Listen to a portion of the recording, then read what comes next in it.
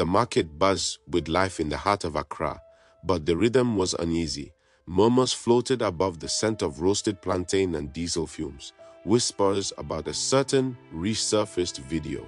A decade-old clip, blurry but unmistakable, had gone viral again. Eze Dr. Chukwudi Jude Henetu, seated beneath a golden canopy, spoke with pride and conviction. He wasn't just any Nigerian expatriate. He was crowned as the Igbo King of Ghana, and in the video, he declared plans to establish a sovereign Igbo kingdom in old Ningo Prampram. He spoke of a 50-acre tract of land that would host a palace, a village, a cultural empire that paid homage to Igbo heritage on Ghanaian soil. That land was never purchased, the project abandoned years ago. But in 2025, in a Ghana grappling with its own national identity, the video hit like a grenade. Why now, people ask? Why did this video re-emerge, and what did it really mean? Rumors of renewed land grabs, ethnic supremacy, and even covert colonization began to brew. Was this just nostalgia, or something more sinister? The country stirred as old wounds reopened, and one name rose above the fray: Dr. Hassan Ayariga, the firebrand politician with no patience for ambiguity. Dr. Ayariga's voice thundered across radio waves and television broadcasts within days of the video's revival. This is not just reckless, he barked in a televised panel discussion, eyes fierce beneath his rimless glasses. It is treasonous. He wasn't alone. His words struck a chord with many Ghanaians who feared the blurring of cultural lines and encroachment on their chieftaincy traditions. He demanded immediate investigation into Eze Ihenetu's activities, past and present. This man is not Ghanaian. He cannot be king here. Ghana has one chiefdom structure and one legitimate king per territory, Ayariga continued. He claimed the Igbo kingdom plan, even if abandoned, reflected an underlying motive: infiltration and soft domination. In a moment that would later become iconic, Ayariga stood outside Parliament and shouted into the cameras, "If Nigeria wants a kingdom, they must go. Nigeria must go." His words swept across social media, spawning hashtags, music remixes, and a movement that neither he nor the government had anticipated. For many, the statement was metaphorical, but for others, frightened, angry, or manipulated, it was literal. Tensions rose like floodwaters breaching an old dam. Behind the ornate walls of his residence in East Legon, Eze Ihenetu sat watching the storm unfold. He was no stranger to controversy, but this was different. The re-emergence of the video had not only sparked public outcry but placed a target squarely on his back. Journalists camped outside his gates. Protesters marched with signs reading "Ghana Wis, not Nigeria's backyard," and "No foreign throne on Ghana's soil." Even members of the Nigerian expatriate community, once proud of their cultural ambassador, now feared retaliation. In a hastily arranged press briefing, Eze Ihenetu addressed the crowd. Dressed in regal blue agbada, he stood tall and calm. The video you saw is from 2013. The plan was symbolic, never actualized. "I abandoned the idea years ago and never purchased the land." He stressed that his title was cultural, not political. "I serve my people in celebration of heritage, not in defiance of Ghanaian law." But the words rang hollow in the echo chamber of public anger. To many, he had crossed a line that could not be uncrossed. His calm only fueled the fire. If the kingdom never existed, then why did he speak of it with such certainty, such permanence in the video? The Ministry of Foreign Affairs took the reins next, fearing the situation could erupt into diplomatic unrest. On July 16th, Minister Samuel Okudzeto Ablakwa summoned Eze Ihenetu for a private meeting that quickly turned into a televised affair. Cameras flashed as the Igbo king arrived, guarded and stoic. Inside, behind closed doors, the mood shifted. Ablakwa didn't mince words. "Ghana is a sovereign nation with clear traditions," he said firmly. "We cannot tolerate statements that endanger our unity." Eze Ihenetu nodded and offered a public apology, calling the 2013 remarks ill-advised and a cultural misstep, not a political ambition. He reiterated that he never acquired land, nor did he attempt to build any separate governance. Ablakwa accepted the apology but warned, "Let this be the last time Ghana's integrity is placed at risk for symbolism." The nation exhaled, but not with ease. On the streets of Tamale, Kumasi, and Cape Coast, people debated the sincerity of the apology. In marketplaces, barber shops, churches, and chop bars, the question was the same. If nothing was built, why did he need to apologize? For some, this was closure.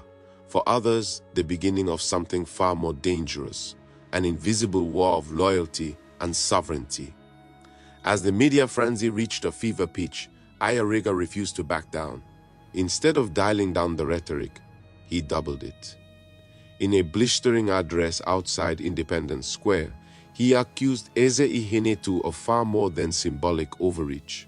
He speaks of culture, but hides behind it to mask deeper crimes, Ayariga said, brandishing a manila envelope. Inside, he claimed, were documents linking the Igbo king to allegations of human trafficking, fraud, and illicit property deals. Though no evidence had yet been made public, Ayariga insisted the files were just the beginning. The accusations ignited another round of outrage, this time not just among Ghanaians, but within the Nigerian community. Many Igbos in Ghana felt attacked, targeted for one man's ambition. The line between cultural leadership and criminal implication blurred in the court of public opinion. Eze Ihenetu's legal team hit back hard. They denounced the allegations as baseless, defamatory, and politically motivated.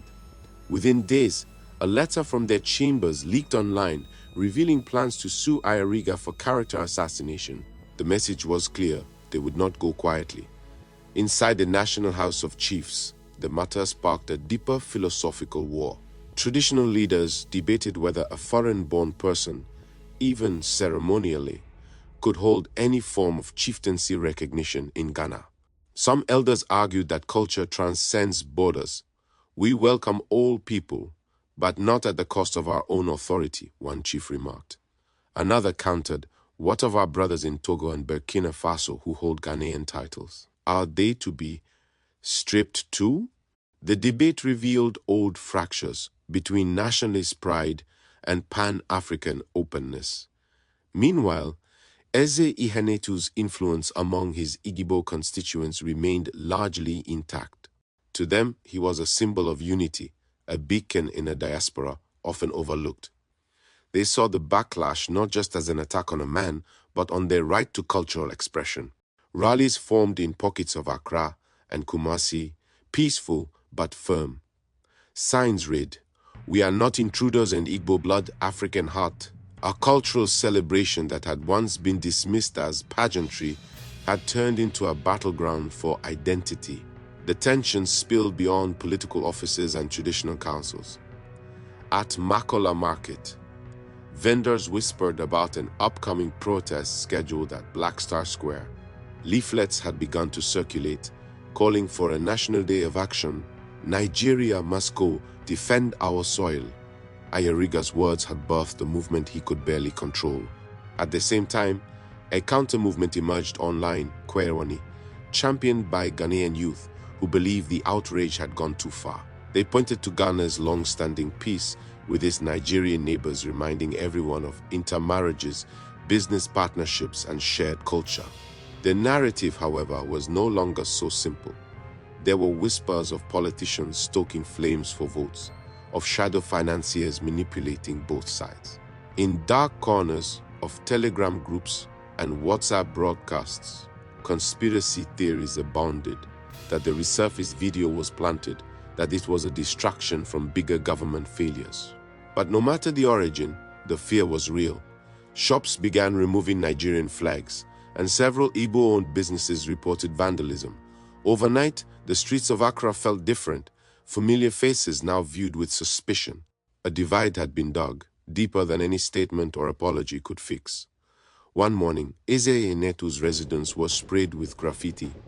"This CS Ghana, not Igbo land." The king's household was placed under 24-hour security as unknown assailants attempted to breach the compound's rear wall. The police issued a statement condemning the act, but their neutrality was now questioned by both sides. Activists accused the government of appeasement, while the king's supporters accused them of failing to protect his constitutional rights. The Igbo community filed formal complaints with the Nigerian High Commission in Ghana. The High Commissioner released a diplomatic note urging calm and reminding the Ghanaian government of its obligations under bilateral treaties. Nigerians in Ghana are not squatters, they are stakeholders, the statement read. But the words fell sterile against the fire in the streets. Rumors swirled that Eze Iheanacho was planning to flee the country under diplomatic cover. He appeared once more in public, standing solemnly at the Nigerian consulate's gates. "I will not run," he said, voice low but firm. "I was crowned by my people, not by permission. But if staying means bringing harm to them, I will consider every option. My throne was never worth blood." Then came the unexpected twist. A leaked audio tape, allegedly from 2014, surfaced online. In it, an unidentified voice said to be that of a land registrar in Ningo Pramprem claimed a foreign cultural group had once tried to secure land through shadow brokers, offering cash incentives and promises of infrastructure. Though no names were mentioned, the implication was obvious. Newsrooms went into overdrive. Was the Igbo kingdom plan really abandoned or simply repackaged? Did someone attempt to buy land in another name? When confronted, Eze Iheanacho denied the voice was connected to him or his representatives. "I have never met with land brokers in any illegal capacity," he said. "Let the government investigate every inch of this." But public opinion wavered. Skepticism turned to paranoia. What if Ayariga had been right all along? What if the land deal had been hidden through proxies? Meanwhile, Ayariga fanned the flames with another press conference, standing beside two former municipal staffers who swore under oath they had seen the early blueprints of the kingdom plan. The nation teetered between fact and fiction, truth and manufactured outrage. The Ghanaian parliament summoned an emergency committee to investigate. Subpoenas were issued, land commission records combed, old emails resurrected from dusty servers. The committee's chair, Honorable Kofi Badu, warned the public to brace for uncomfortable truths. As the inquiry gained momentum, social media exploded with new leaks, including photos of a half-cleared land patch in Old Ningo, allegedly the intended site.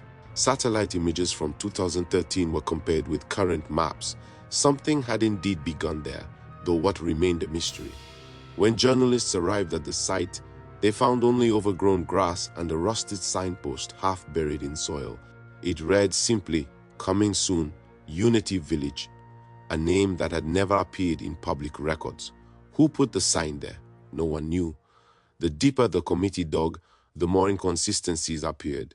Some documents were unsigned, others bore names of shell companies tied to untraceable addresses.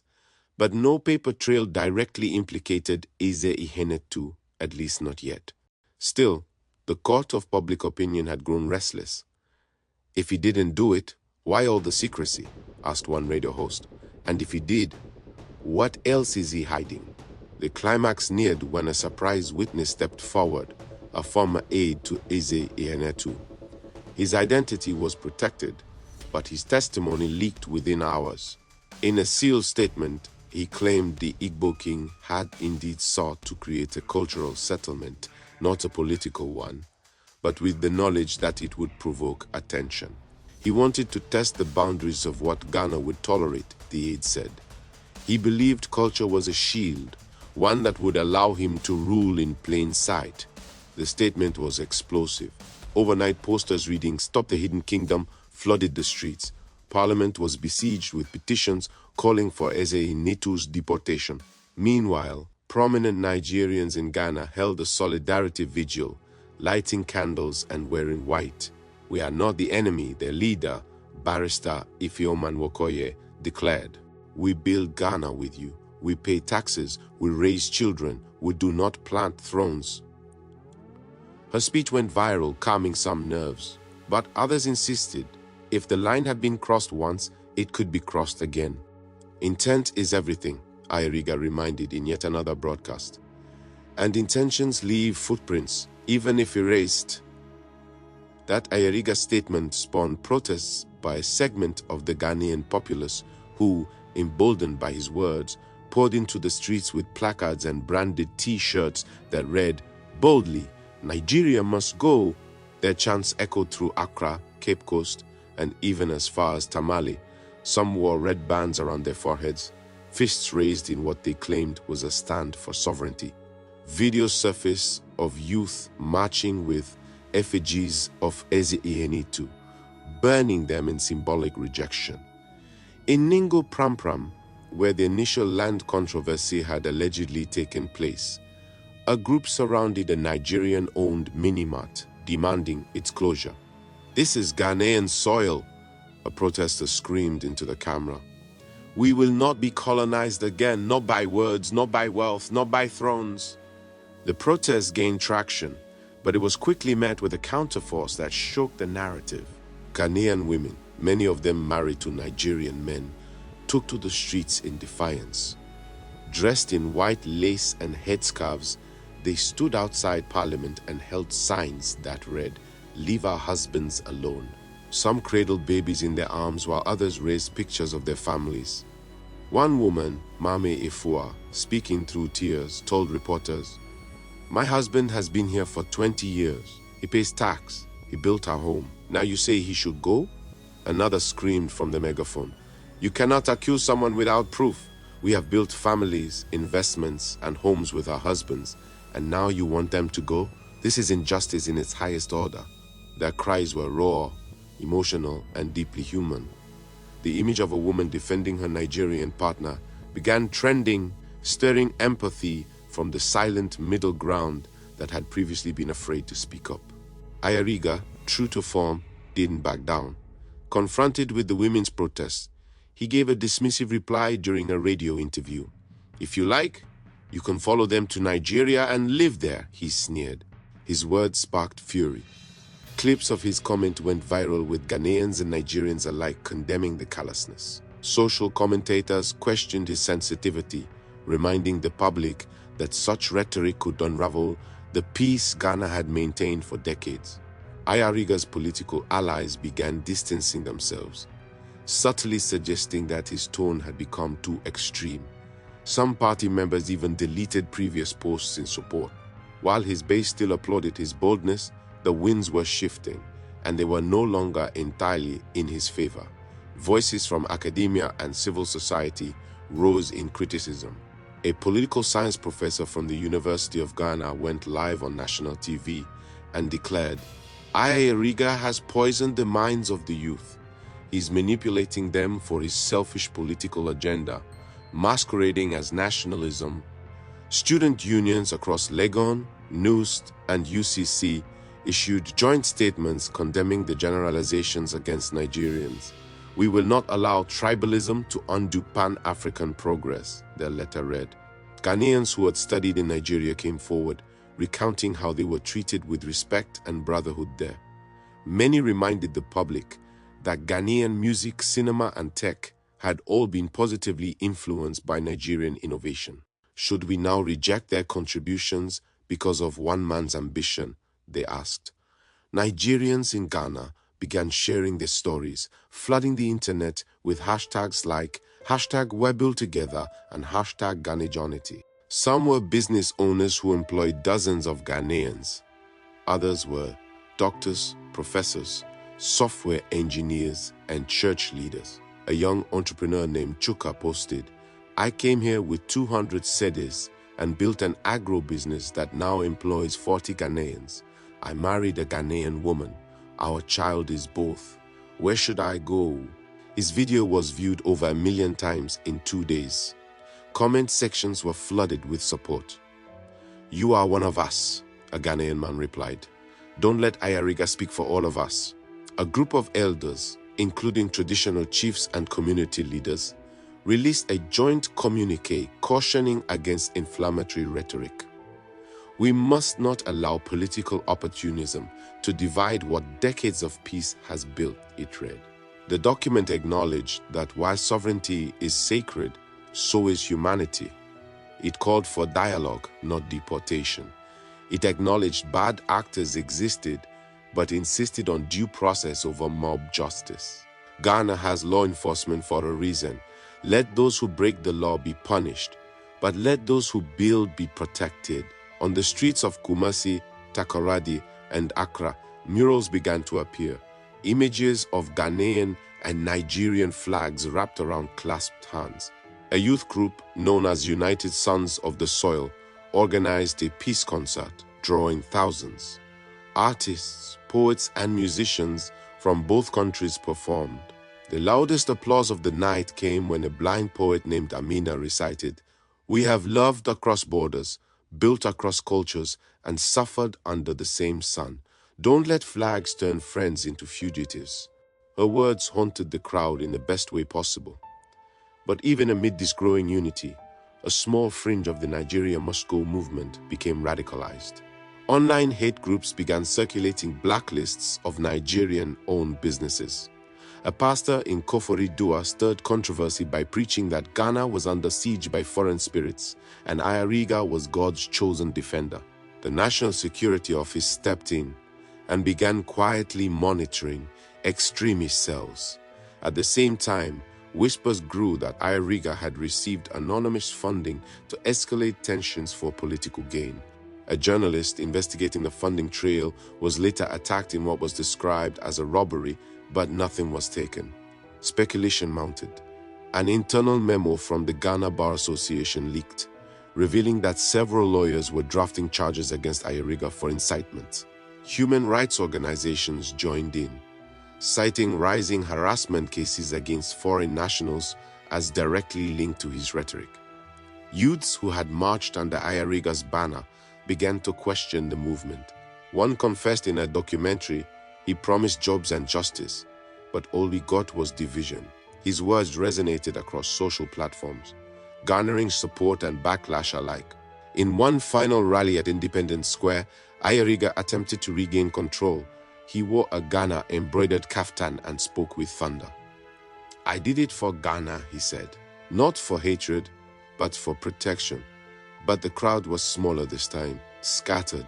Dissenting signs appeared even within his audience. "Justice, not hysteria," one read. Another, "We are not pawns."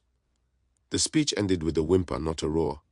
Days later, he would disappear from public view, only to resurface in a courtroom. One early morning, Ayariga was served a writ of summons to appear before court for character defamation, stigmatizing of youth, instigating violence, and other charges. The headlines screamed, "The hunter, now the hunted." Cameras caught the moment the envelope touched his palm. For a man once surrounded by noise, silence wrapped around him like a shroud. Ghana had spoken, not with pitchforks, but with paper.